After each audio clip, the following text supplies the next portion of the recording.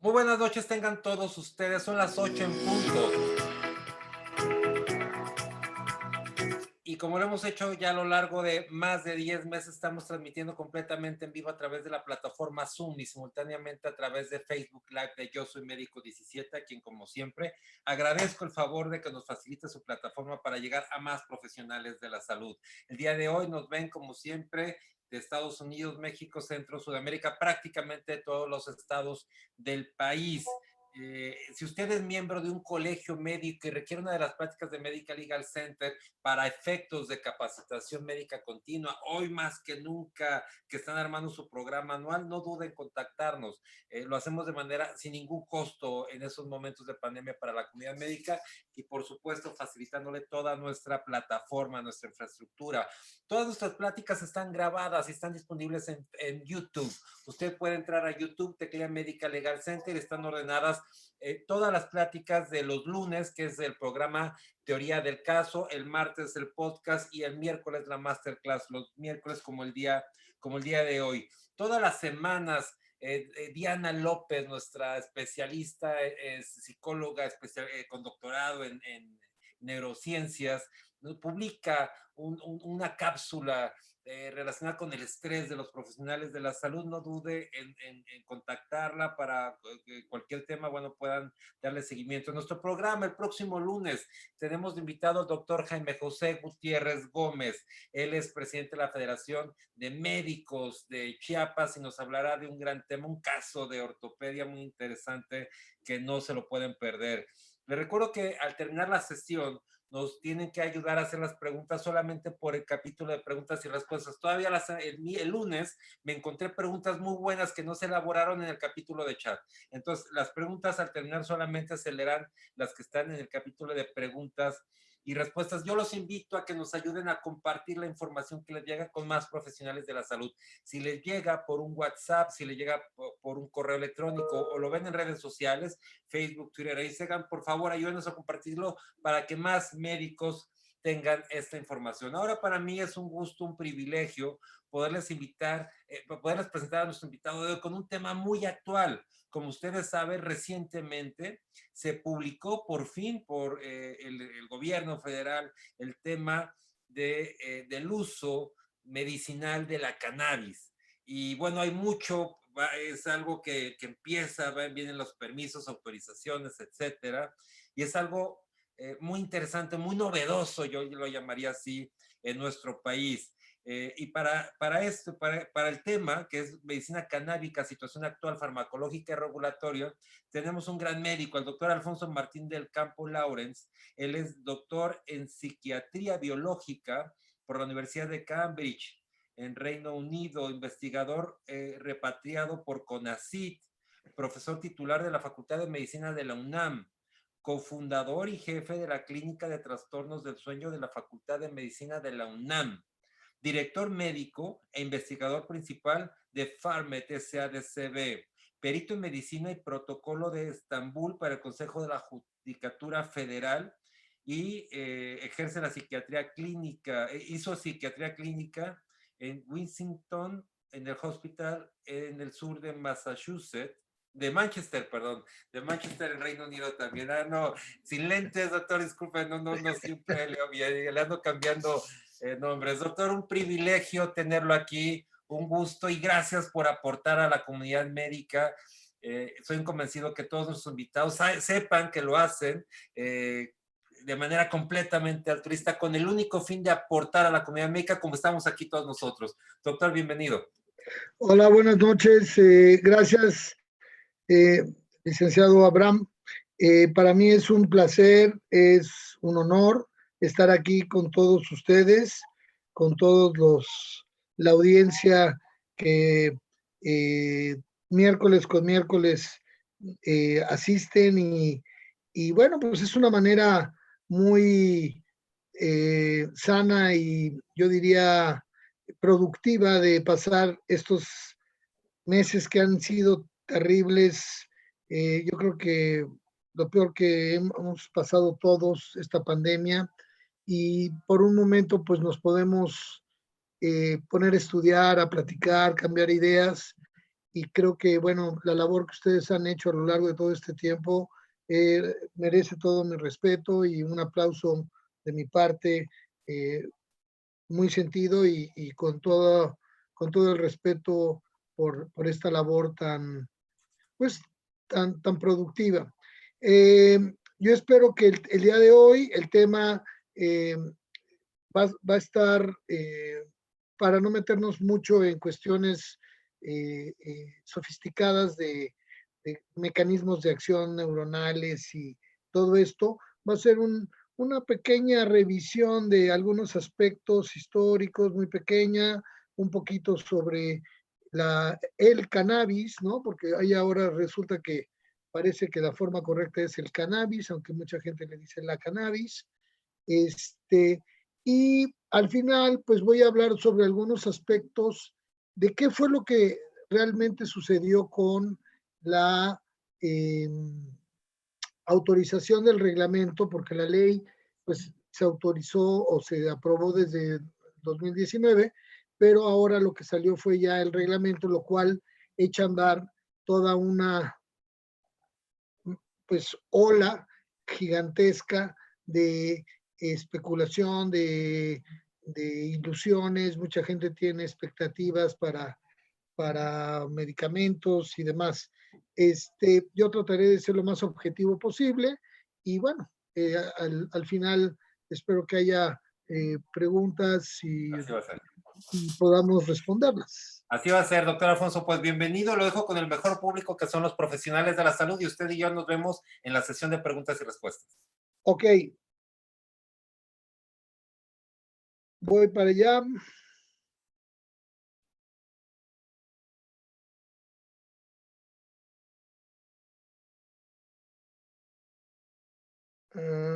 Permítanme tantito, me estoy aquí poniendo.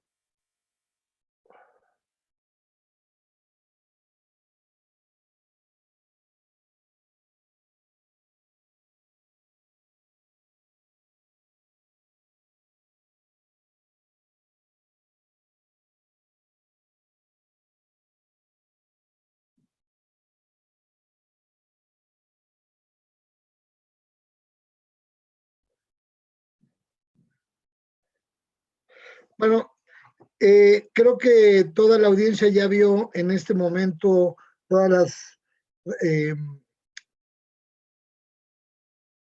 transparencias que voy a poner porque empecé por atrás y ya estamos al principio. El tema de hoy se llama medicina canábica, situación actual, tanto la parte farmacológica como la parte regulatoria, porque pues todos hemos oído actualmente que los derivados de la cannabis, aunque no sabemos bien cuáles, ni por qué, ni cómo, pero pues que se usan. Y bueno, esto no es algo nuevo. Como sabemos todos, la marihuana se usa en nuestro país desde 2000 años o 3000, no sé, y en el mundo pues igual. O sea, esto es una de las plantas más utilizadas y más antiguas, pero apenas se acaba de regular. Algo parecido sucedió con el opio, que otro día si quieren platicamos de la historia y de sus derivados, porque es muy importante también, pero bueno, ahora les toca el turno a la marihuana. Y aquí tenemos, bueno, pues la primera, la parte esta, si pueden ver mi cursor, es la estructura química del tetrahidrocannabinol, delta 9 tetrahidrocannabinol, que es la sustancia activa, que es la que provoca los efectos clásicos de la marihuana. Yo no sé dentro del público cuánta gente haya probado la marihuana, eh, pero bueno, pues los que la han probado conocen esos efectos y esta es la estructura química de, esa, y es la responsable de esos efectos. Anandamida es un endocannabinoide y el 2-glicerol aracnidol, que son dos sustancias que produce el cerebro.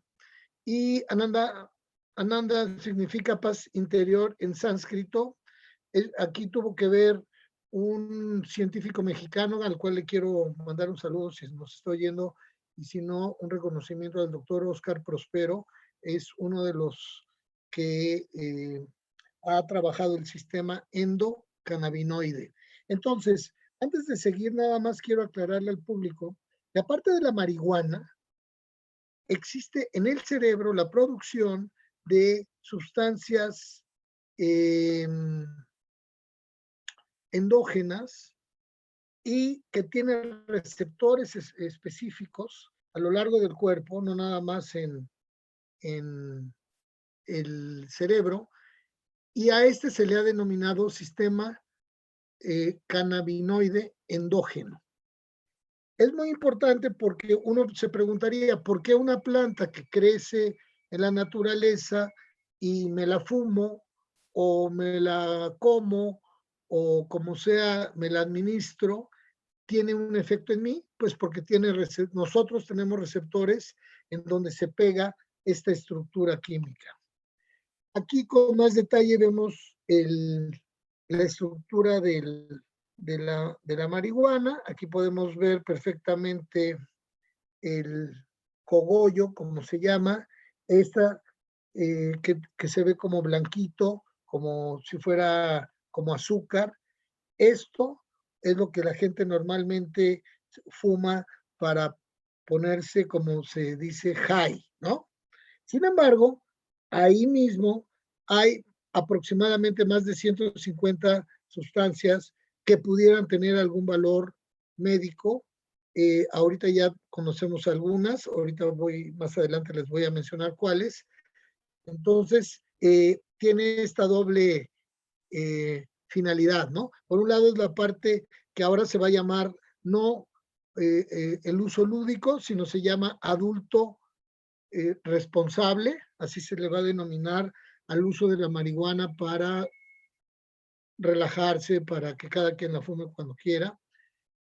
Pero eso todavía no está regulado y la plática no es sobre eso, es sobre el uso medicinal.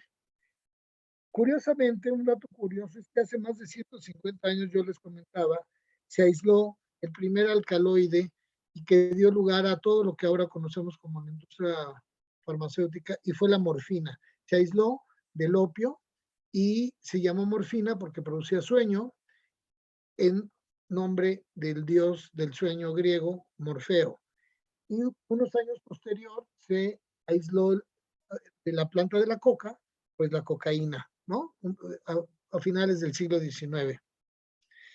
En los años 90, 1990, se describieron los receptores a cannabinoides, que son este sistema endógeno que tenemos todos los humanos. Y este es más o menos el esquema del receptor. Y por otro lado, aquí está la anandamida, que es un endocannabinoide que se une a este receptor para activarlo, pero también el tetrahidrocannabinol, que está abajo, el THC, también se une al mismo receptor. ¿Ok? Sin embargo, la anandamida, cuando se une a este receptor, no produce los efectos que produce el THC. Y eso es algo que todavía no está claro, cómo es que nuestra propia sustancia pues no tiene un efecto diferente. Aquí vemos un esquema de las neuronas, de dos neuronas, una sinapsis, en donde normalmente uno sabe que la dirección del impulso siempre va en una sola dirección. En este caso iría de arriba hacia abajo. Esta sería la presinapsis, como lo dice aquí, y esta es la neurona posináptica. Y aquí viene el impulso eléctrico, llega a la membrana posináptica, pero Los endocannabinoides, como la anandamida y el 2-AG, se liberan y van a unirse a los receptores CB1 y CB2, en este caso nada más CB1, que están en la membrana presináptica. O sea, van al contrario de la dirección que lleva normalmente el impulso eléctrico, lo cual hace un hallazgo y es diferente a la mayoría de los neuromoduladores o de los neurotransmisores, en donde van casi todos en la misma dirección. Este va en sentido contrario. ¿Para qué sirven los endocannabinoides y cannabinoides? O sea, finalmente, ¿en qué funciones se le han relacionado? Y bueno, vemos que los endocannabinoides, primero no se almacenan, o sea, no están como algunos neurotransmisores en vesículas esperando ser liberados cuando llegue el impulso nervioso, porque ya vimos que además van en sentido contrario. Se sintetizan a partir de la activación de enzimas y degradación de lípidos de la membrana celular. Entonces, cuando llega el impulso, empieza la síntesis y después se liberan para que se unan a los receptores presinápticos y posteriormente son recapturados por un transportador de membrana. Algo así como sucede con, bueno, no sé si toda la audiencia son médicos o están conscientes sobre la recaptura de serotonina, pero bueno, hay un antidepresivo muy famoso que es el Prozac, que precisamente hace eso. Imagínense una barredora que va por la calle barriendo, no sé si las han visto, por las orillas de la banqueta. Bueno, pues hagan de cuenta que nosotros tenemos unas enzimas que van por la membrana y van recuperando todo lo que está pegado en la membrana, en los receptores, y los vuelven a meter a la célula, en donde pueden ser metabolizados o almacenados. En el caso de los endocannabinoides, son metabolizados, dado que no se recapturan. Miren, todavía quiero que me entiendan, estamos en un principio de una era que es entender el sistema endocannabinoide y posteriormente el uso de estos productos canábicos como medicinas. O sea, todavía no conocemos al 100% todas las funciones. Pero lo que ya se ha visto hasta hoy, bueno, esto se debe a que durante muchos años, a partir de 1930, en México se prohibió la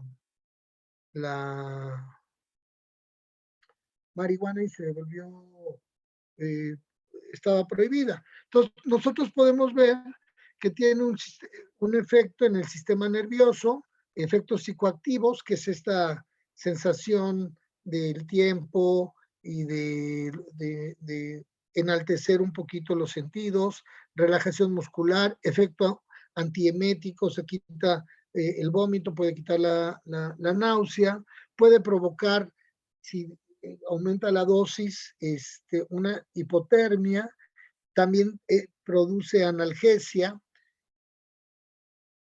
y esto se ha visto que tanto los cannabinoides externos como los endocannabinoides están relacionados con estas funciones. En el ojo, nosotros podemos ver que puede disminuir la presión intraocular y pudiera ser útil para el glaucoma. Dentro del sistema cardiovascular vemos que puede haber vasodilatación, puede haber hipotensión ortostática. Esta es cuando cambia la presión arterial por cambio de posición, ¿no? Una persona que está acostada y se marea es porque tuvo probablemente una baja de tensión y se llama hipotensión ortostática. Taquicardia refleja significa que ante una situación determinada, nosotros empezamos a sentir cómo aumenta la frecuencia cardíaca. Un efecto que pudiera ser anticoagulante. En el sistema respiratorio puede servirnos porque produce broncodilatación, y en el tracto gastrointestinal disminución de secreción glandular, reducción del peristaltismo. La disminución de la secreción glandular puede provocar que haya algún tipo de indigestión, de dispepsias, y en la reducción del peristaltismo que haya constipación, ¿no? O sea, lo contrario a la diarrea. También se ha visto que en el sistema endocrino, que es el sistema de produce las hormonas, hay una disminución de liberación de hormonas sexuales, aumento de liberación de hormonas por estrés. Cuando nosotros sometemos a un animal de experimentación a estrés, pero que previamente fue tratado con algún endocannabinoide, vemos que las hormonas que se liberan ante la situación estresante es mayor. Hay un aumento del metabolismo de la glucosa, o sea, se la acaba rápido, reducción del número y motilidad de los espermatozoides. Esto podría tener una repercusión muy importante para los casos de infertilidad. Y en el sistema inmunitario vemos que puede tener un efecto inmunomodulador, es decir, mejorar la parte inmunológica. De hecho, ahorita se estaba hablando de que querían probar el CBD en el coronavirus, no voy a entrar en eso, pero al parecer disminuye la carga viral. Ahora, aquí este es un corte sagital del cráneo, donde podemos ver que los receptores CB1 se encuentran en todas estas estructuras, por lo que podemos decir que tienen una localización casi universal, ¿no? En todas las partes del cerebro, y vemos que tienen coordinación o tiene que ver con la coordinación y control de movimientos, tiene que ver con la función cognitiva. La coordinación y control de movimientos es muy importante porque una enfermedad como el Parkinson podría verse involucrada y favorecida con esto. Las funciones cognitivas, como es la memoria, bueno, pues tenemos las demencias, el dolor, bueno, pues ustedes saben que hay, y la regulación del sueño. Los dos síntomas por los cuales la gente va al doctor en todo el mundo, o sea, los más frecuentes, y esto pasa en todo el mundo, es por dolor o porque no puede dormir. Y a partir de ahí ya se van haciendo los diferentes diagnósticos. También se ha implicado en la regulación de la temperatura. Entonces, como podemos ver, el sistema endocannabinoide tiene que ver con muchas funciones, pero también los cannabinoides, cuando digo endocannabinoides son los que produce el cerebro y los cannabinoides son los que vienen de la planta. Entonces también vemos que los cannabinoides están involucrados en una serie de funciones importantes. Entonces, ¿para qué sirve entonces el sistema endocannabinoide? ¿Para qué? ¿Cuál es la función? Por ejemplo, el corazón es un músculo que cuando se contrae, produce expulsión de sangre y es al que se le debe la circulación. Entonces, si la pregunta es, ¿para qué sirve el corazón? Para que haya circulación de sangre. ¿Para qué sirven los endocannabinoides? Pues es un modulador de transmisión sináptica. Es decir, que si nosotros tenemos diferentes neuronas, tenemos diferentes circuitos con diferentes neurotransmisores. Y estos de repente pueden subirse de volumen, por llamarlo de alguna manera, subir su velocidad de transmisión, y lo que hace los neuromoduladores es modularlos precisamente para no perder la homeostasis. Entonces, los neuromoduladores, así como las endorfinas, nos ayudan a modular una serie de neurotransmisores. Esa es la función principal del sistema endocannabinoide. Ahora, ¿a quiénes modulamos? Bueno, al ácido gamma aminobutírico, también conocido como GABA, al glutamato, que es un aminoácido y un neurotransmisor, al sistema de acetilcolina, dopamina, adrenalina, serotonina, que son las principales familias de neurotransmisión, en donde vamos a observar que los endocannabinoides modulan la actividad de estas neuronas. Veo que hay algunas preguntas, por favor, van a ser al final. Y solo eso hace, ¿no? También hay otra parte del cerebro en donde nosotros podemos ver que activa los astrocitos. Los astrocitos son células que no son neuronas, que están en el cerebro y que le dan sustento precisamente al cerebro. O sea, es como la estructura, el andamiaje, por llamarlo así, y además le proveen de energía y de alimento a las neuronas, porque, como vemos aquí en la diapositiva, se relaciona con los vasos sanguíneos, que es por donde llega el oxígeno y los nutrientes. Ahora, ¿en qué patologías la cannabis probablemente es útil? Por favor, yo quiero que tengan mucha cautela aquí porque no quiero que después digan, el doctor Martín del Campo dijo que servía para el cáncer o sirve para esto. No, en todo esto hay publicaciones, yo los invito a que estudien después, se metan a internet y van a ver que hay una serie, se está empezando a estudiar en muchas patologías, porque recuerden que era una planta prohibida en todo el mundo. Entonces no se podía hacer investigación. Entonces ahorita hay muchos reportes en donde no podemos asegurar y decir, por ejemplo, la aspirina, que es ácido acetil salicílico, sabemos que es un anticoagulante, un analgésico, que es un antiinflamatorio, porque llevamos muchos años usándolo y hemos hecho experimentación. Con los cannabinoides no podemos todavía meter las manos al fuego al 100%, aunque hay resultados muy esperanzadores, como por ejemplo en el dolor. ¿Qué es el dolor? El dolor es una experiencia sensorial y emocional desagradable asociado con un daño tisular que puede ser potencial o real. Potencial es que puede que todavía no esté el daño, pero sí se pueden activar los receptores de dolor. Y para eso tenemos, aparte de los endocannabinoides, los analgésicos no esteroideos como el paracetamol, el naproxeno, el ketorolaco, que seguramente todos ustedes conocen.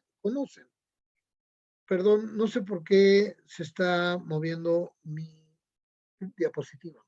Y luego tenemos, por ejemplo, los opioides, ¿no? La morfina, el fentanilo, que está muy de moda por su abuso, la codeína, y con esto podemos quitar el dolor crónico, el dolor neuropático, y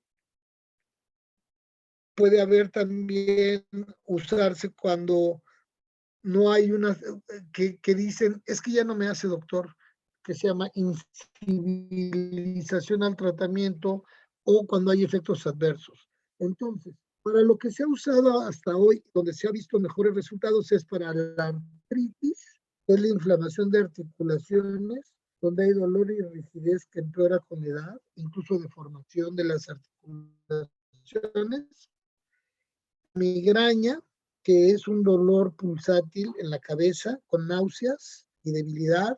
Hay una hipersensibilidad a la luz y esto sucede entre un 10 y 20% de la población.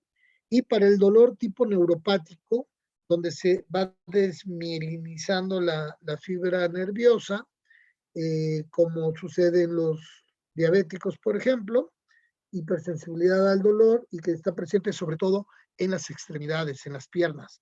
Y aquí nos estamos refiriendo al cannabidiol. ¿Cuál es el cannabidiol? Es el CBD. CBD.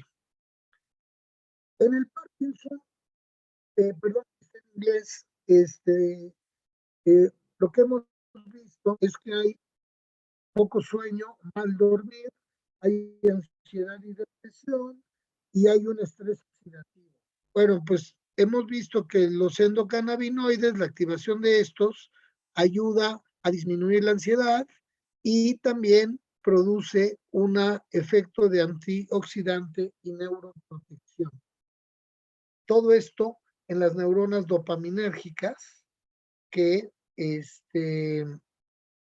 perdón, aquí le piqué sin querer, en las neuronas dopaminérgicas que están en los núcleos basales. Entonces, también aquí el Parkinson sería como la segunda entidad donde se ha probado, pero no hemos podido todavía, ¿no? Porque faltan estudios para saber la dosis y la cantidad y la forma de administración más adecuada para este tipo de pacientes. Por lo tanto, no es que sea el tratamiento para el Parkinson, pero podría ayudar al tratamiento de Parkinson. Otra cosa importante es que siempre que hable yo de una enfermedad ahorita, hay medicamentos que son los medicamentos básicos del, del, de la enfermedad. Por ejemplo, hay antiparkinsonianos más el CBD. Para el dolor, usar un analgésico más el CBD.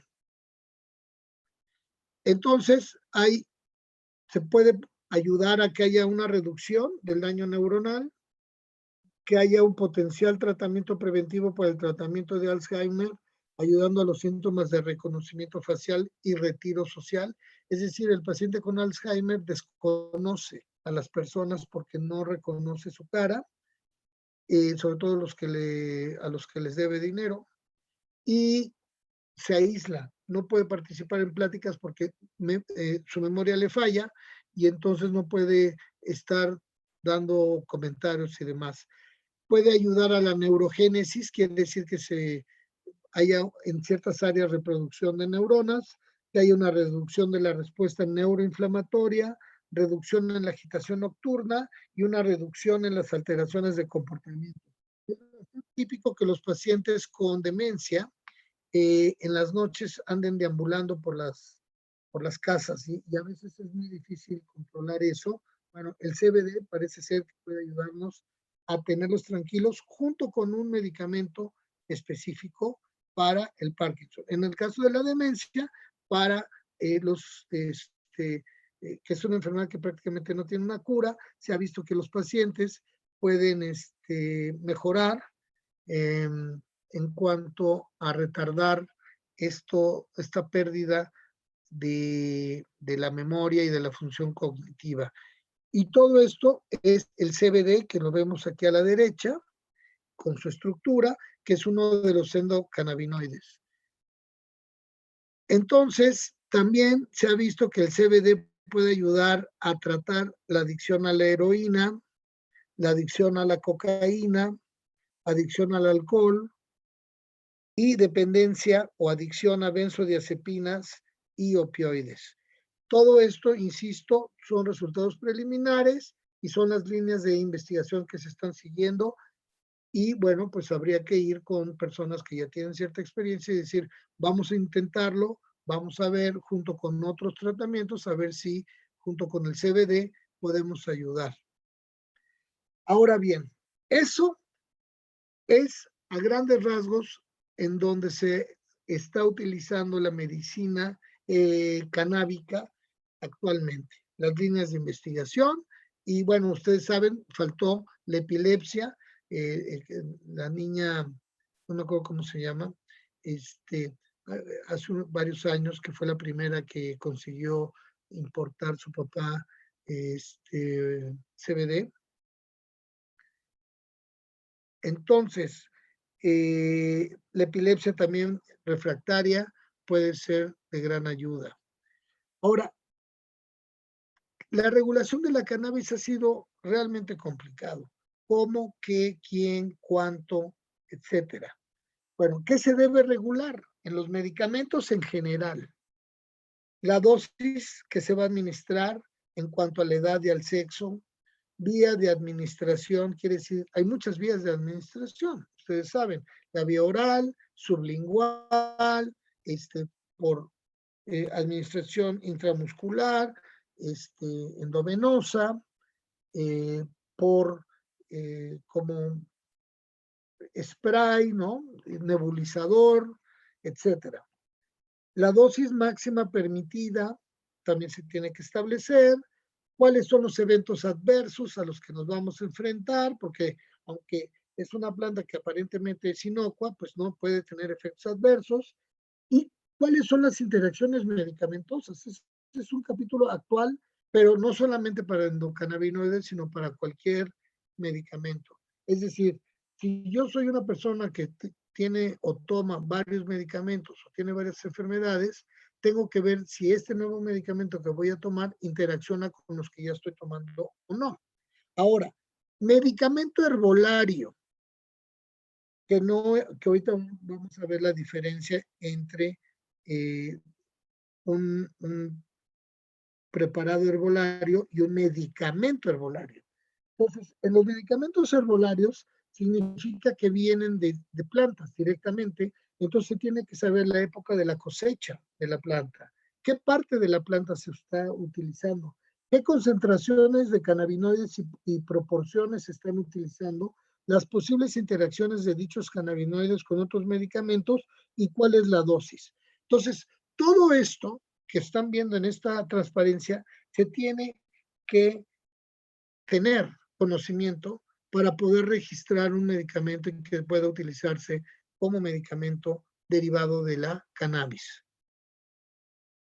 Ahora bien, actualmente todos sabemos que aquí lo que quise es nada más ejemplificar todos los productos que hay a la venta y que se llaman suplementos alimenticios. Y eso representa un riesgo sanitario. Es decir, yo no compren nada de esto, señores, sino hasta que esté bien regulado, porque no sabemos el origen, no sabemos quién los hizo, dónde se hicieron, con qué se hicieron, con qué calidad se hicieron. Entonces, aparte de que el suplemento alimenticio es otra cosa. Un suplemento alimenticio son productos a base de hierbas, extractos vegetales, alimentos tradicionales, deshidratados o concentrados de frutas, adicionados o no de vitaminas o minerales que se pueden presentar en formas farmacéuticas, es decir, tabletas o jarabes o polvos. Y cuya finalidad, esta es la parte importante, de uso es incrementar la ingesta dietética total, complementaria o suplir algún componente. Y esto viene descrito en el artículo 215, fracción 5 de la Ley General de Salud. Entonces, la marihuana o sus derivados no pueden ser suplementos alimenticios. Entonces, así como tampoco son permitidas formas como caramelos, paletas, chicles, gomitas, soluciones inyectables, entre otros. O sea, todo esto ya está regulado, esto está prohibido, porque y me llegó el otro día una especie como de pelo rico o algo así, como un dulce, que dice de Ecatepec para el mundo, ¿no? Con THC, obviamente para ponerte high. Entonces, eso va a estar prohibido, no sé si lo sigan haciendo, pero eso no está permitido como uso medicinal. Luego, el suplemento alimenticio no es un producto dirigido a tratar, curar, prevenir o aliviar síntomas de alguna enfermedad. Sin embargo, los endocannabinoides sí. Nuevamente, repito, los endocannabinoides o la medicina canábica no es un suplemento alimenticio. Aquí nada más ejemplos de lo que pueden encontrar en el mercado, chocolates, gotas, etcétera. Ahora, el Reglamento de Control Sanitario de Productos y Servicios, en el artículo 169, establece que no es factible tener un suplemento alimenticio si tiene sustancias con acciones farmacológicas o con propiedad terapéutica y preventivas. Y como ya vimos, los derivados de cannabis sí tienen acción farmacológica o propiedad terapéutica. Por lo tanto, de acuerdo al artículo 169 de la Ley General de Salud, no puede ser un suplemento alimenticio. Tampoco puede ser un producto de belleza o cosmético.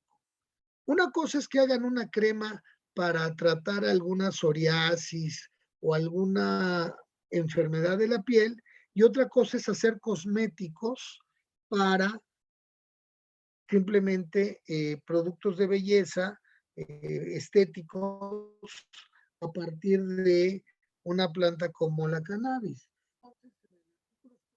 Se establece que no es factible tener un producto de belleza si tiene sustancias con acciones farmacológicas o con propiedades terapéuticas y preventivas, lo mismo que el suplemento alimenticio. Entonces, tampoco va a ser legal ni van a encontrar en el mercado, bueno, no sé si lo encuentran en el mercado, pero no debería haber maquillajes, cremas, antiarrugas y todo ese tipo de cosméticos. Permitir bebidas con cannabis, llámese CBD o THC o cualquier derivado canábico. Y aquí viene algo muy importante que quiero que toda la audiencia ponga mucha atención. El estómago tiene un pH ácido.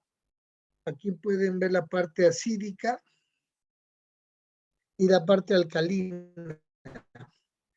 Entonces, en la escala el pH empieza en el 1 y termina el 1, 2, 3, 4, 5, 6. Son pHs ácidos, 7 neutros, y luego 8, 9, 10, 11, 12, 13, 14 son alcalinos. ¿Qué pasa cuando nosotros consumimos cannabidiol, que es el CBD, que no tiene acción en el cerebro? Que en el estómago, si está muy ácido, puede convertirse a delta 8 tetrahidrocannabinol y entonces provocar una reacción psicoactiva. O sea, nos vamos a poner con esa high, con ese efecto que mucha gente no quiere porque no les gusta sentirse de esa manera, pero que van a decir, oye, si yo no consumí THC, no, pero el pH ácido del estómago convierte el CBD en THC. Entonces, mucho cuidado también, entonces, me regreso con la dieta cuando se tome el CBD oralmente. Ahora, ¿cuáles son los efectos psicotrópicos? Yo estoy hablando mucho del THC, que es el tetrahidrocannabinol, que es la sustancia que fuman los marihuanos, la gente que le gusta estar marihuana. Bueno, son cambios de la percepción de la realidad, pequeños, pero existen. Hay euforia, hay relajación, hay hipotermia, hay una taquicardia refleja, como ya les había comentado. Y además de esto, hay una falta de concentración en general, porque la gente como que se enfoca en ciertas cosas, por lo que el efecto psicotrópico con el trabajo, con manejar o con hacer alguna actividad donde pueda sufrir un daño a la persona o tercero. Entonces, el uso de esta planta, cuando sea para uso lúdico, o sea, no medicinal, lo que sigue, va a tener que tomar en cuenta todo esto que les acabo de decir para ver en dónde se van a consumir y cómo se va a consumir para evitar que haya accidentes, que haya daños, que haya problemas. Entonces, lo que vino a revolucionar el reglamento que se autorizó en enero de este año es que en el capítulo 5 de estupefaciente, artículo 234, para los efectos de esta ley se consideran estupefacientes a la cannabis sativa, índica y americana o marihuana, su resina, preparados y semillas. En el momento en que se puso como estupefaciente, en ese momento se aceptó como potencial medicamento porque los estupefacientes son medicamentos, pero va a ser controlado. Entonces, todos los medicamentos que vaya a haber, medicamentos, ya olvídense de preparados de otro tipo, los medicamentos de origen canábico van a ser medicamentos controlados, en donde va a haber un recetario especial que va a dar la COFEPRIS para poder recetar este tipo de medicamentos una vez que existan en el mercado. Y estas son las 3 sustancias más importantes de las cuales van a surgir los primeros medicamentos. Cualquier otro producto derivado o preparado que contenga sustancias señaladas en la lista anterior, sus precursores químicos y en general los de naturaleza análoga y cualquier otra sustancia que determine la Secretaría de Salud o el Consejo de Salubridad General, y entonces las listas correspondientes se van a estar publicando en el Diario Oficial de la Federación. Entonces, esto ya entró totalmente como, como cualquier otro medicamento al camino de la regulación. En el artículo 245, en relación con las medidas y control y vigilancia, que deberán adoptar las autoridades sanitarias, las sustancias psicotrópicas se clasifican en 5 grupos, ¿no?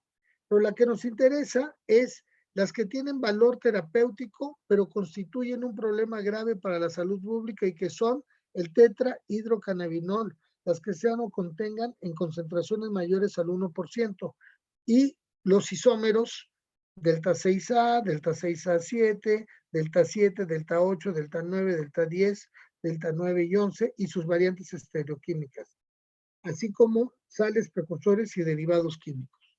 Entonces, por todo esto, sobre todo del artículo 245, los derivados de los medicamentos de la cannabis, los derivados de la cannabis que son medicamentos, van a ser medicamentos controlados.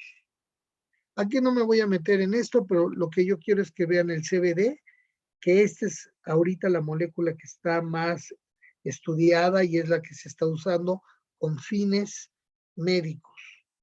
También se ha hablado del THC como medicina, pero vuelvo a lo mismo. Una persona que consume THC puede quitarse la inflamación, pero va a tener el efecto psicoactivo que a mucha gente no le gusta.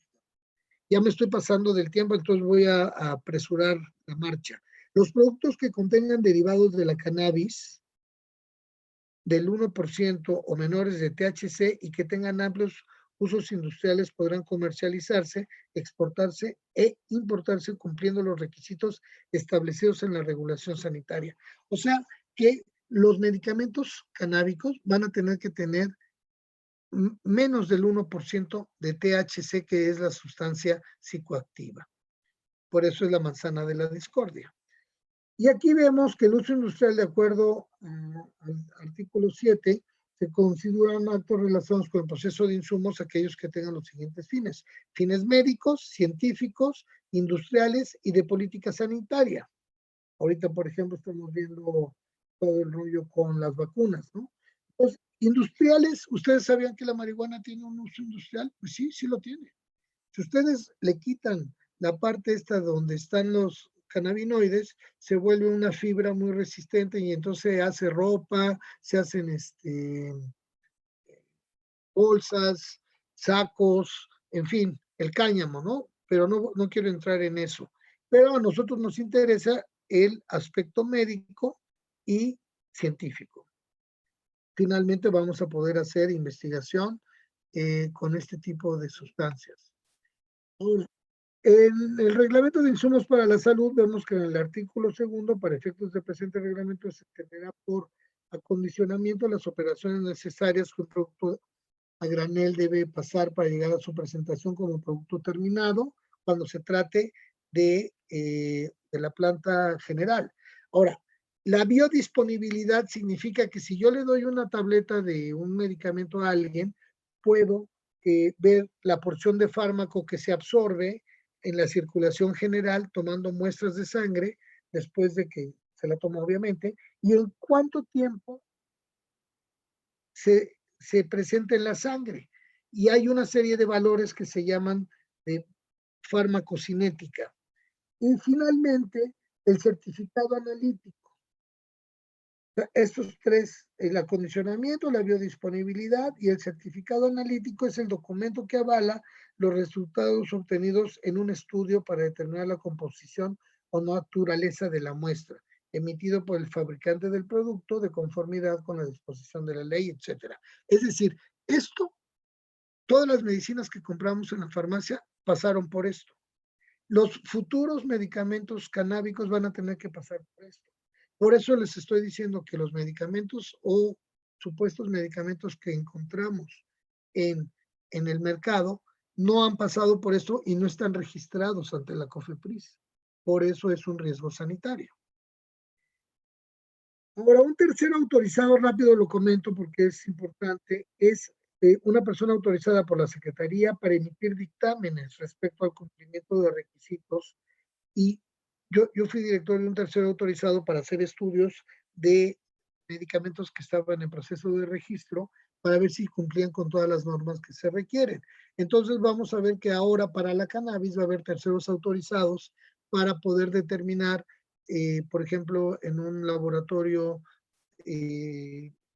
ver si tiene o no tiene fertilizantes, si la planta está en buenas condiciones, etcétera, ¿no? Y todo esto es para efectos de trámites o autorizaciones sanitarias. Aquí más o menos, miren, registro sanitario de un medicamento, los requisitos es los administrativos legales, seguridad, eficacia, buenas prácticas de fabricación, intercambiabilidad, calidad, etiquetado, protección de la propiedad intelectual del fármaco, información para prescribir. Y aparte, el responsable del que hace todas estas pruebas, se tiene que tener un dictaminador químico, dictaminador médico y un dictaminador estadístico. Actualmente, ¿qué dice nuestra Ley General de Salud? Rápidamente, que para los efectos de esta ley se consideran estupefacientes, ya les dije, a la cannabis. Aquí tenemos la foto de la planta, de la hembra, que están en las puntas, aquí, alrededor de por aquí. Aquí vemos que el fruto o semilla es un aquenio, contiene una sola semilla con cáscara muy dura, cubierta delgada en la pared del ovario de la planta, es elipsoide, levemente comprimida, de 2 a 5 milímetros de largo y generalmente pardo moteada. Y aquí vemos las diferentes semillas. Y aquí vemos los tres tipos que se van a utilizar, que son la cannabis sativa, la índica, la rudelaris, con sus diferentes características, pero sobre todo, miren, la sativa tiene alto THC y bajo CBD. La índica tiene más CBD que la sativa y la rudelaris tiene muy bajo THC y mucho CBD. Entonces, para un laboratorio que va a hacer medicamentos, le conviene plantar la rudelaris. Y bueno, como ya les había dicho que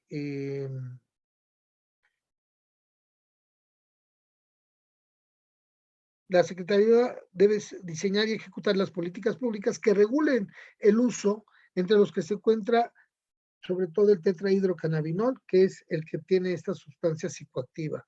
Sin embargo, como todos están en la misma planta, pues se usa, o sea, en el artículo 235 bis, hablan de toda la planta, la cannabis sativa, la índica y americana.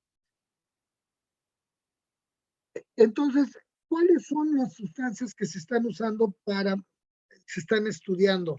El CBD, el THC, THCA, CBG, CBN, CBC, THCV y CBD. Estos son los principales, pero hay muchos más. Y algunos pueden tener acciones psicoactivas. Hay una explosión de investigación clínica, animal y in vitro, incluso de genética de semillas.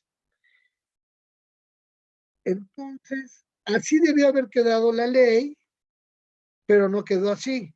Yo le puse la raya porque eso es lo que hubiera yo quitado y se hubiera quedado el puro tetrahidrocannabinol, pero no, se considera estupefaciente a toda la planta. Por lo tanto, cualquier derivado canábico, aunque no tenga acción en el cerebro de tipo psicoactivo, como ya dije, se considera un estupefaciente. Y aquí viene lo que es una sustancia psicotrópica, y como las anfetaminas, el amobarbital y cualquier derivado cannabinoide que demuestre actividad psicotrópica.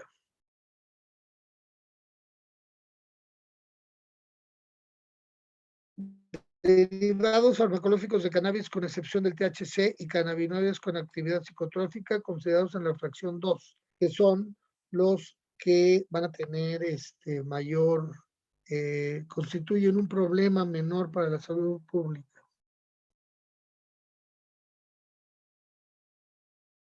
La elaboración, preparación, acondicionamiento, adquisición, posesión, comercio, transporte, cualquier forma de prescripción médica, suministro, uso, consumo en general con sustancias psicotrópicas o cualquier producto que contenga queda sujeto a los actos que se refieren a este artículo podrán referirse con fines médicos y científicos y requerirán, al igual que las sustancias respectivas, autorización de la Secretaría de Salud. O sea, no crean que esto de que voy a plantar mi plantita y ya con eso. No, ese es otro aspecto. Aquí estamos hablando de medicinas y de enfermedades. Entonces, ¿qué aspectos se deben regular de la cannabis? La semilla, el cultivo, el transporte, la extracción de las sustancias y la producción de los medicamentos, dispositivos médicos o medicamentos herbolarios.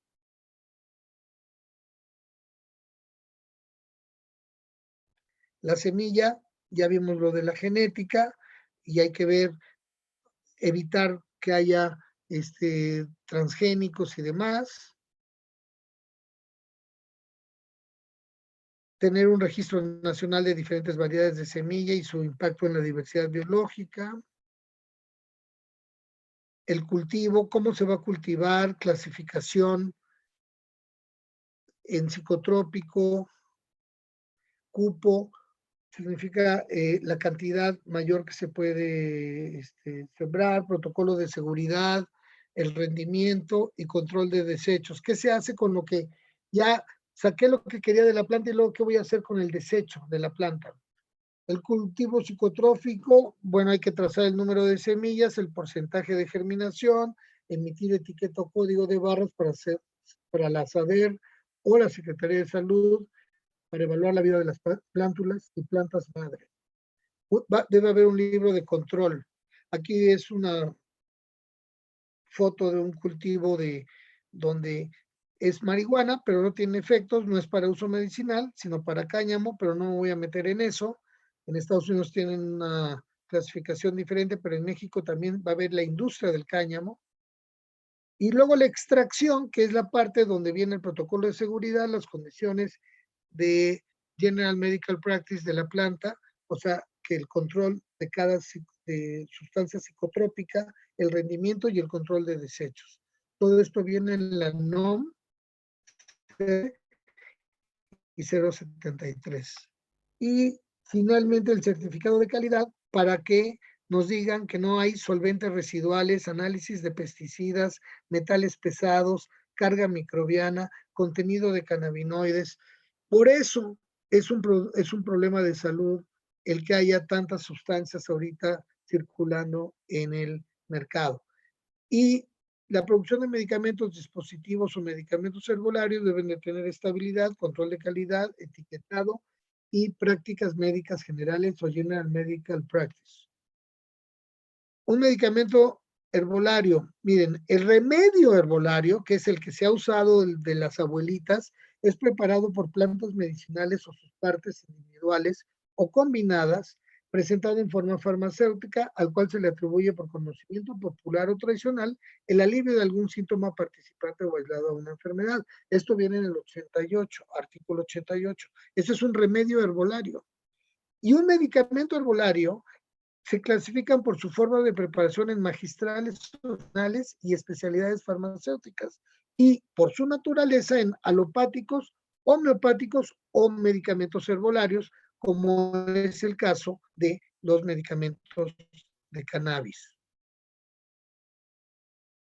Entonces, aquí tenemos el artículo 22 de la Ley General de Salud y también tenemos la farmacopea herbolaria de los Estados Unidos mexicanos, que la pueden consultar y profundizar. Como verán, es muchísimo material el que hay y no nos da tiempo de ver todo, pero aquí lo que podemos ver es que para que haya productos, medicamentos certificados y legales, se necesita una licencia sanitaria, acabados sanitarios, certificado de buenas prácticas de manufactura.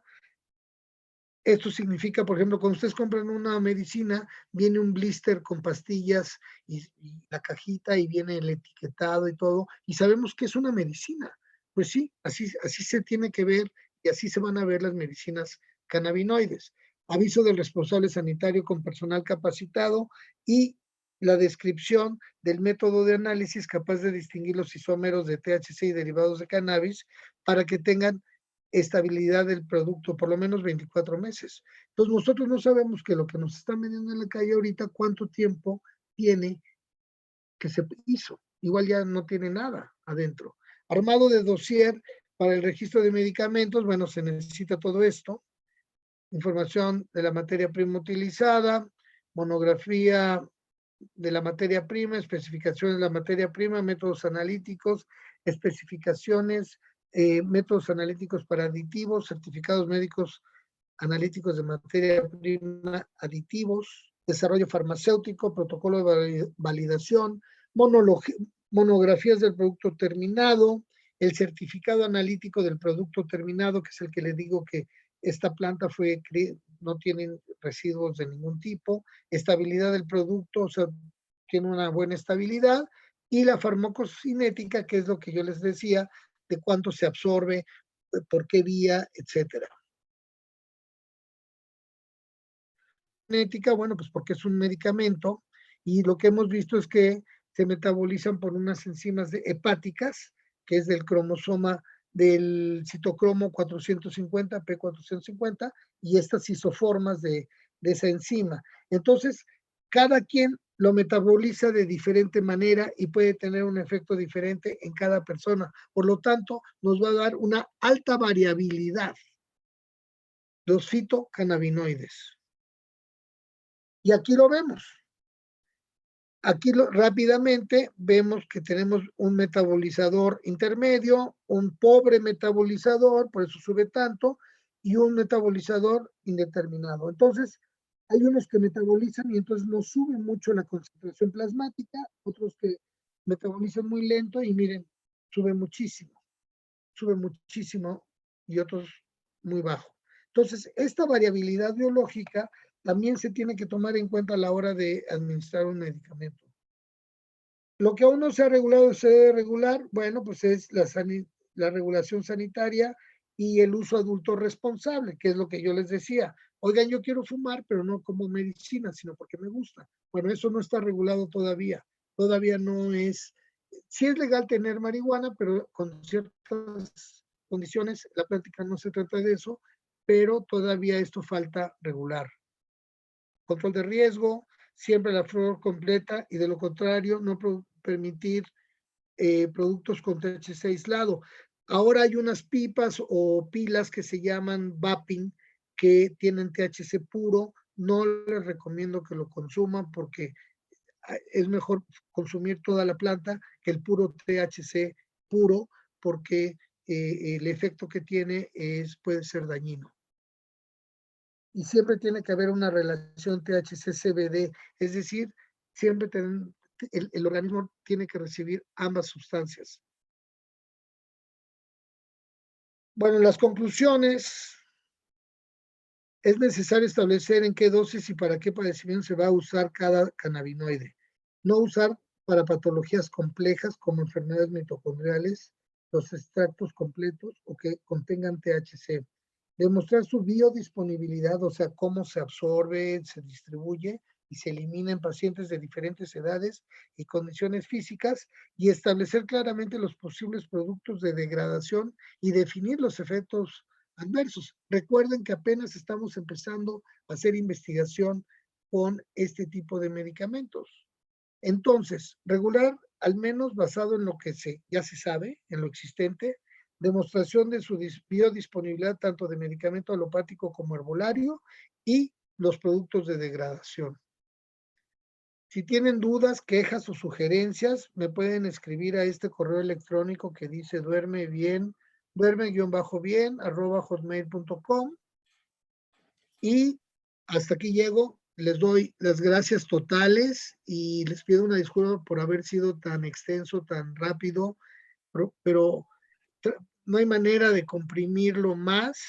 Y bueno, queda abierto, me imagino, licenciado, a preguntas y respuestas. Excelente, muchísimas gracias, doctor Alfonso. Excelente plática, como siempre. Bueno, un gran tema, ¿no? Como ustedes, no se podía reducir más. Nomás si nos ayuda a dejar de compartir para vernos nosotros dos, se lo voy a agradecer. Le manda saludos el doctor José Arturo Chávez y la doctora Alma Vázquez, también de San Luis Potosí. Y vamos Igualmente. a las preguntas. De Facebook nos preguntan. Ivonne Ramos dice: me gustaría saber si la medicina canábica se ha utilizado en pacientes con lupus eritematoso sistémico y artritis reumatoide. Sí, bueno, en una de las transparencias vimos que sí se ha usado en artritis reumatoide y ha sido una de de los blancos porque tiene inflamación y tiene dolor, y ahí el CBD se ha mostrado que puede tener un efecto importante. Insisto, todavía habría que valorar cada caso y qué medicamentos aparte está tomando para ver si se pueden combinar, y en algunos casos sí se ha visto que el CBD ayuda a estas personas, aunque sabemos que la artritis es una enfermedad crónica degenerativa. Nos hace falta tiempo para ver qué pasa con el uso del CBD a lo largo de los años, pero bueno, en principio sí. Para el lupus eritematoso sistémico, que tiene diferentes variantes y es una enfermedad muy compleja, hay reportes muy contradictorios. En algunos se ha visto que puede ayudar, en algunos se ha visto que no tiene una gran diferencia. Yo también individualizaría cada caso para valorar si, por ejemplo, es un lupus donde el dolor o hay inflamación muy específica, y junto con los medicamentos que se están usando de base. Recordemos eso siempre. No, no recomiendo de ninguna manera sustituir el CBD por ningún medicamento que se está utilizando de base para un tratamiento como el lupus, ¿no? Muy bien, voy a ser breve con las preguntas también. Selene Márquez dice: cannabis sativa, el reglamento lo trata como marihuana. El cáñamo lo relaciona con el CBD. ¿Sería también controlado? Bueno, lo que yo les había comentado es que o sea, hubiera sido bueno que nada más se catalogara al THC como estupefaciente. El CBD también es estupefaciente porque toda la planta es estupefaciente. ¿Ok? Ahora, el cáñamo es también, no, se va a usar para uso industrial y se tiene que demostrar ante las autoridades que va a ser, que no tienen las sustancias activas en las semillas que se van a sembrar, y entonces va a poder utilizar como forma industrial, se llama, industrial. Muy bien, Antonio Luna dice: ¿existe algún antecedente del uso del cannabinoide en pacientes de alrededor de 80 años de edad con demencia senil, secundaria a infartos cerebrales con deterioro físico importante, sin patología agregada, no diabetes, no hipertenso, no patología renal ni cardíaca? ¿El uso de este tratamiento está ya autorizado en México? Ningún uso está autorizado todavía en México específicamente. Sí está autorizado el uso de CBD en ciertas dosis en este tipo de pacientes. Hemos visto que dependiendo del avance del deterioro que tengan el paciente con demencia, a algunos les ha ayudado a hacer a que la enfermedad progrese más lentamente, pero siempre junto con el otro medicamento. Ahorita es muy importante individualizar cada caso porque todavía no tenemos la experiencia completa para poder decir, sí, sí, Carlos, sí. Carlos Eduardo Salazar dice, doctor, ya hay investigaciones para una dosificación en cannabis en otros países. Usted comenta que todavía esto no hay en México. Es porque no tenemos nuestra propia investigación, pero ¿se puede utilizar aquellos protocolos o aquellos usos? sí y no. O sea, ahí nos basamos, como yo mostré las transparencias últimas, tenemos que utilizar lo que ya se sabe, lo que ya está publicado en revistas serias, indexadas, científicas, y partir de ahí con la experiencia que tuvieron en algún otro país, pero tomando en cuenta que los mexicanos tenemos un mosaico genético que nos hace una población altamente variante. Nada más déjenme ponerle un ejemplo, licenciado. Hay un medicamento muy famoso que se llama Viagra. Bueno, en Europa, casi en todos los países, sobre todo en el norte de Europa, la dosis que se recomienda de Viagra para, que es una dosis única, es de 100 miligramos. En México, a los mexicanos, porque yo hice un estudio así, si le damos 100 miligramos, los pacientes se sienten muy mal. Les duele la cabeza, les sube la presión, tienen visión azul, etcétera. Nosotros, para lograr el efecto deseado, que es la erección, con 50 miligramos tenemos. Entonces, sí hay diferencias genéticas de los mosaicos genéticos de la población que nos van a ir dando las pautas de cuáles son las dosis que en México son útiles y que en otros países son útiles. O sea, no es necesario, no es una regla, pues. De acuerdísimo.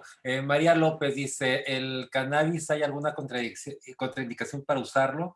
¿Y en dolor crónico se puede dar en pomada? Sí, bueno, así se empezó con las cataplasmas, ¿no? Hay pomadas, pero vuelvo, hay que tener cuidado con los productos que vamos a comprar. Tienen que ser, ahorita todavía no hay ningún producto que se haya registrado en México, que ya esté a la venta en México, en farmacias y todo, están en el proceso. Muy Esto es bien. lo que se aprobó en enero. Entonces, sí se puede usar para dolor crónico y sí se puede usar en pomada, siempre y cuando el producto que se compre o que se tenga llene los requisitos de ser un medicamento. Desde Facebook, Areli Zapata dice, ¿se ha tratado con pacientes de COVID? ¿Han tenido buen resultado en ellos? Bueno, pues acaba de salir un reporte, yo lo comenté también al inicio de la plática, bueno, ya no sé ni cuándo fue el inicio de la plática, en donde mencioné que en investigaciones en animales se vio que el CBD reducía la carga viral, pero este es un estudio muy preliminar y ahorita yo no me atrevería a decir con un familiar, pues denle CBD, ¿no? ¿No? Porque pues sabemos lo peligroso que es este virus. Entonces, hasta ahorita no hay nada definido con respecto a eso. El doctor Carlos Eduardo Salazar dice, el CBD se va a utilizar como medicamento, por lo que entiendo no es para ponerte high, ¿o sí? No, perfectamente. Creo que sí se entendió. Precisamente el CBD es el principio activo de la marihuana que no nos pone high y sí tiene efectos antiinflamatorios, analgésicos, antiepilépticos y todos los que mencioné. De acuerdo. Eso, perdón que lo interrumpa, lo curioso es que el THC también tiene estos efectos, puede ser muy buen analgésico y muy buen antiinflamatorio. Sin embargo, si yo le doy a usted, abogado, ¿dicen abogado? Sí, sí, sí. Perdón, si yo doy a usted, abogado, un compuesto que tiene CBD y THC y se pone usted un poquito high, le quito el dolor, me va a decir, oiga, pero yo no puedo trabajar así. O sea, me quitó el dolor, pero Pero me estoy un relaciono poquito con high. la- Exacto. O se lo doy yo a un abuelito de 80 años que tiene artritis, le quito el dolor, pero va a decir, oye, pero me siento mareadito, me siento high, no me gusta. Y entonces, mucha gente rechaza la combinación CBD-THC precisamente porque de, eh, por arriba de 2 o 3 miligramos ya empezamos a tener una sensación. Ok, doctor, ya nos faltan poquitas preguntas, a ver si las terminamos. Dice el doctor Antonio Torres, ¿hasta dónde estas sustancias dejan de surtir el efecto deseado y se convierten en adictivos y perjudiciales para el usuario? Bueno, eso no se ha establecido y podría decir en general que se necesitarían dosis muy altas. Excelente. María López, ¿cuál es la dosis máxima de cannabis en 24 horas? No se sabe, porque de cannabis de qué, de la planta o de un producto de CBD o de THC. Por ejemplo, yo utilizo CBD para ciertos dolores, 25 miligramos al día, es una buena dosis, produce un poquito de somnolencia, pero los pacientes están tranquilos y se les quita un poco el dolor. 25 miligramos, 30 miligramos al día de CBD. De acuerdo. Karina Flores decía, ¿la cannabis medicinal está disponible como medicamento recetado? Todavía no, pero así va a ser. Se va a requerir de una receta especial. O sea, yo tengo mi recetario que yo mandé a hacer a una papelería, voy a necesitar un recetario que autorice la COFEPRIS para poder recetar ese tipo de medicamentos. Elizondo, Alberto Elizondo, ¿se permitirá tener planta de cannabis en casa para uso personal? Sí, pero eso pertenece al de uso de adulto responsable, a menos que la persona que ya está en alguno de los, ahí lo mencioné, en alguno de los artículos, tenga una enfermedad en donde él se compruebe que él tiene tal enfermedad y puede y de ahí sacar algún beneficio para la enfermedad con uso médico. Para el uso lúdico serán otras las condiciones. ¿En qué enfermedades conocidas se utiliza el tratamiento con cannabis? Bueno, lo mencioné, artritis, bueno, dolor, insomnio, epilepsia, artritis, se ha usado un poco en la demencia, no con gran éxito, Parkinson, básicamente. ¿Existen ya protocolos para el manejo de Parkinson? No, bueno, sí existen estudios que se han hecho, pero aquí en México no se han hecho porque apenas se acaba de aprobar, entonces no hay todavía protocolos, pero sí hay experiencia con el uso de CBD y disminuye el temblor en algunos pacientes, no en todos. ¿Tiene utilidad en alergias idiopáticas en todo y a nada? ¿A todo y ¿En, a nada? me re- ¿Tiene ¿en qué? utilidad en alergias Ah, idiopáticas? eh, ese es un tema en donde no se ha experimentado mucho la parte inmunológica. Habría que, hasta donde yo sé, no hay mucha experiencia en ese terreno. Como cuando comentaba el tema del dolor, quiero suponer que también especialmente para pacientes oncológicos. Pero Jorge Valencia pregunta, ¿existe investigación en niños con cáncer? Bueno, sí, se ha dado en niños con CBD en otras partes del mundo y se ha visto que les ayuda sobre todo a estar más tranquilos. El dolor, de todos modos, necesitan otro tipo de analgésicos más potentes, pero el agregar el CBD ayuda, por ejemplo, a quitar un poco las náuseas o el vómito y para el manejo integral, porque acuérdense que un paciente con cáncer tiene dolor, pero luego le dan quimioterapia, y entonces entre el dolor del cáncer y los efectos de la quimioterapia, pues el paciente se siente muy mal. Ahí el CBD puede ayudar en el conjunto de todos estos medicamentos, pero eso debe de manejar, está manejando la terapia oncológica. Doctora Forlán Guerrero dice, el CBD para tratamiento de epilepsia ya está permitido en México. ¿Y cuál sería la dosis pediátrica? Bueno, va a variar, depende de la epilepsia. Ya está, sí se puede usar, ya se está usando. Hay una niña que le dije yo que fue la que inició todo esto, esta reforma que se hizo a la Ley General de la Salud, pero no le puedo decir ahorita cuál es la dosis adecuada porque va a depender de cada caso, porque hay muchos tipos de epilepsia. Adán del Valle, la mayoría de los productos de CBD no tienen gramaje ni sabemos su pureza. ¿Qué características debe tener el CBD en cuanto a color, olor, sabor, consistencia para saber el grado de pureza?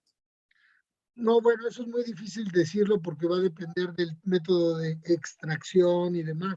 Por eso es muy importante que no andemos comprando todo lo que está en el mercado así nada más en línea y demás, porque no sabemos su procedencia ni su elaboración.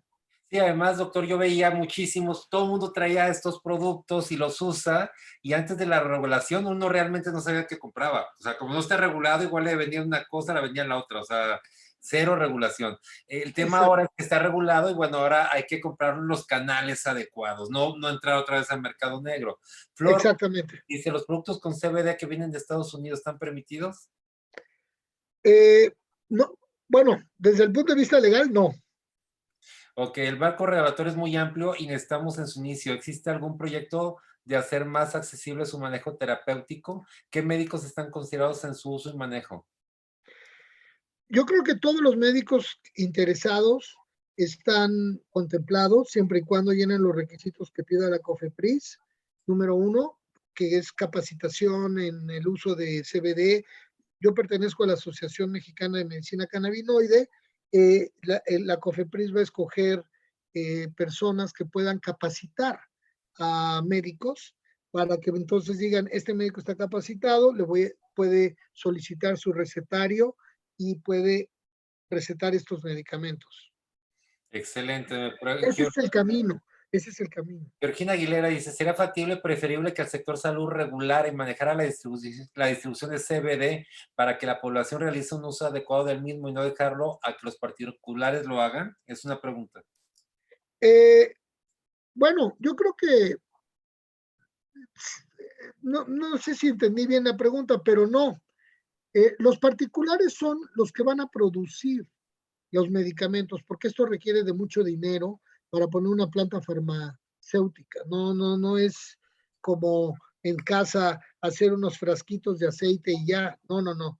Es toda una inversión. Entonces, lo que va a permitir el gobierno es que se instalen particulares con el interés de producir medicamentos canábicos, llenando una serie de requisitos para que la COFEPRIS dé fe de que están bien hechos y que la población no corre ningún riesgo. Como cualquier otro medicamento que usted quiera comprar ahorita en la farmacia, ya pasó por todo ese proceso para que esté en su venta en la farmacia. Dicen es ahora un excelente paliativo y se ha visto excelentes resultados en la disminución de células cancerosas. Eduardo Salazar, Marta Lisa Centeno, su experiencia en el uso de CBD en esclerosis múltiple y la doctora Lourdes también en hipermesis gravídica. ¿Cuál es Sí, su, qué opina? bueno, la hiperimesis gravídica son los vómitos de las embarazadas. Ahí yo no lo he dado porque normalmente a las embarazadas nunca les doy nada porque traen un producto adentro y muchos productos que se dan, el que sea, puede atravesar la barrera placentaria y llegarle al bebé. Entonces, yo con el embarazo no me meto y prefiero que una embarazada se aguante las náuseas y demás. Uh, Ahora, si es una cuestión única o ocasional, pudiéramos intentar el CBD en una dosis como de 15 miligramos, pero ocasionalmente, pero yo no lo recomendaría si fuera mi esposo, ¿no? Mi hijo. Y la otra pregunta era hiperemnesis gravídica y Sí, no, doctor, ya la borramos, entonces nos fue. las células cancerosas. Bueno, ahí ese es un tema en donde no se ha podido demostrar que realmente es un anticanceroso. Muy Hay bien. quienes dicen que sí, hay quienes dicen que no, Por lo pero menos yo, efectos paliativos los tiene. sí, bueno, eso sí, como para quitar dolor, quitar la náusea, quitar la ansiedad, pero que cure el cáncer en sí como lo hacen los medicamentos conocidos, no hay una certeza. A ver, doctor Víctor Campos, muy buena pregunta. Dices, ¿cuáles son sus experiencias personales de este producto? Bueno, pues mis experiencias personales no son muy extensas. Yo llevo 30 años como psiquiatra y podría hablarles aquí muchas horas de antidepresivos, benzodiazepinas, antiepilépticos, litio, etcétera. Con la cannabis, la verdad es que llevo varios años usándola, sobre todo tratando en pacientes con ansiedad pacientes con dolor, pacientes con insomnio y en algunos casos de pacientes con Parkinson. Yo diría que es prometedor, es bueno. Sin embargo, yo como médico, pues estaba, al principio sí se podía porque se permitía, y luego tuve que detenerme porque entramos en lo que usted comentaba sobre estos productos que invadieron el mercado, que quién sabe de dónde venían y qué eran, y prefería no utilizarlos. Cuando un paciente me decía, oiga, doctor, es que yo fui a San Antonio y compré estas gotitas y me las enseñaban, le digo, bueno, pues pruebe tanto, ¿no? Y bueno, pues sí, yo he visto que sí tiene un efecto para el insomnio, o sea que sí puede ayudar a dormir, aunque no es tan potente como los hipnóticos que existen. Sí es un buen ansiolítico, aunque no es tan potente como los ansiolíticos. Sí es un buen analgésico, aunque no es tan potente como otros analgésicos. A ver, Entonces, es como un complemento. Ahorita yo lo vería más como un complemento que como un tratamiento único. ok, nos vamos a ir casi ya a las últimas preguntas. La pregunta que nos habían hecho era en esclerosis múltiple. Ah, Y muy, perdón, en esclerosis múltiple fue de las primeras enfermedades donde se empezó a utilizar en Europa, en Holanda. Entonces, ahí sí hay una indicación, pero desgraciadamente se ha visto que los mejores resultados son con THC más CBD. Entonces, un paciente que tiene esclerosis múltiple, que es muy doloroso, no sé si sepa lo que es, pero es una inflamación y una degeneración de las raíces nerviosas de la columna vertebral, sobre todo la parte lumbar. Bueno, puede ser toda la columna, esclerosis múltiple. Y entonces son pacientes que sufren mucho dolor, inmovilidad, incapacidad física. Y bueno, pues si están dispuestos a combinar el CBD con el THC y ponerse un poquito high, puede ser efectivo. excelente. ¿Cuáles son los protocolos o canales adecuados para conseguir este producto y cómo será el proceso para obtener el recetario? Bueno, eso va a salir en la página de Cofepris para el médico va a tener que poner su cédula y una serie de requisitos, que ahorita no los tengo en mente porque todavía es muy nuevo, y se va a poder solicitar, ¿no? Ahí se mete a la página de Cofepris y poner recetario para productos derivados de cannabis y ya le dirán cómo se va a hacer. ¿Qué impacto tiene el CBD en el tratamiento del insomnio? ¿Se recomienda usar también el THC? Sí, sí, siempre y cuando no le importe estar un poquito high. Entonces, es un buen inductor de sueño, pero también hay personas que son muy resistentes al insomnio, incluso con medicamentos como las benzodiazepinas y demás, necesita tomar dosis altas. Entonces, si usted, por ejemplo, va a tomar unas 3 gotitas que tienen THC y CBD y antes de dormir se va a poner un poquito high, se va a media hora se va a quedar dormido, pues a lo mejor vale la pena hacerlo, ¿no? Pero Sí. depende de la persona también. La última pregunta, doctor. Dice, ¿usos de CBD en medicina paliativa? ¿Existen algunos estudios? Que se han utilizado en pacientes con cáncer, por ejemplo, o en pacientes que están muy deteriorados renalmente, y sí se ha observado que disminuye la ansiedad, ayudan a dormir y son analgésicos. Excelente, doctor. Si se queda ahí, nos ayuda más porque cuando se mueve es cuando se pierde un poco el sonido, pero ahí se escucha perfecto. Ah, discúlpeme, no sabía, es que Sí, se emociona. sí, A ver, doctor, perdóneme. tu mensaje final para la comunidad médica, por favor. Bueno, mi mensaje final es que estamos ante el inicio de una era donde vamos a poder contar con medicamentos eh, derivados de la cannabis directamente, ya no es un tabú.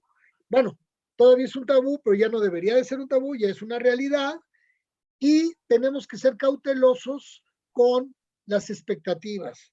Hasta que no tengamos estudios más formales de investigación en población mexicana en ciertas patologías, no podemos cantar victoria. Ahorita los resultados son promisorios, parece que puede ser una muy buena alternativa para varios padecimientos, pero de ninguna manera es la panacea y que va a ser la cura de todo, ¿no? O sea, ese es mi mensaje. Y Muchas, que, perdón, y que hay que ponernos a leer un poquito sobre esta planta que tanto hemos oído desde chiquitos y que fumaba la cucaracha, ¿no? Pero, muy bien, pues yo antes, yo además quiero agradecerles a todas las personas que mandaron felicitaciones al doctor Alfonso, también todas aquellas personas que enviaron felicitaciones a un servidor por el Día del Abogado, Internacional del Día del Abogado, muchas gracias. felicidades. Sepan, muchas gracias, no solamente es mi profesión, además siento que es un deber el que tengo de defender y cuidar y custodiar a los médicos. Me siento siempre con ese deber y es mi naturaleza y lo hago además con mucho gusto.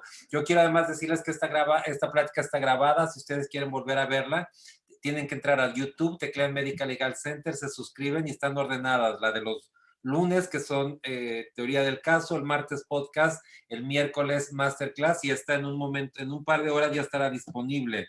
Les recuerdo nuestro programa del próximo lunes. Tenemos al doctor Jaime Gutiérrez Gómez, presidente de la Federación de Médicos del Estado de Chiapas, para hablarnos de un tema, de un caso muy claro de una artroscopía. Les recomiendo también que inviten a más profesionales de la salud y agradecerles su confianza, su paciencia y nos vemos aquí el próximo lunes en un caso de teoría del caso. Muchas gracias, doctor Alfonso. Le mando un abrazo grande y gracias por seguir aportando a la comunidad médica.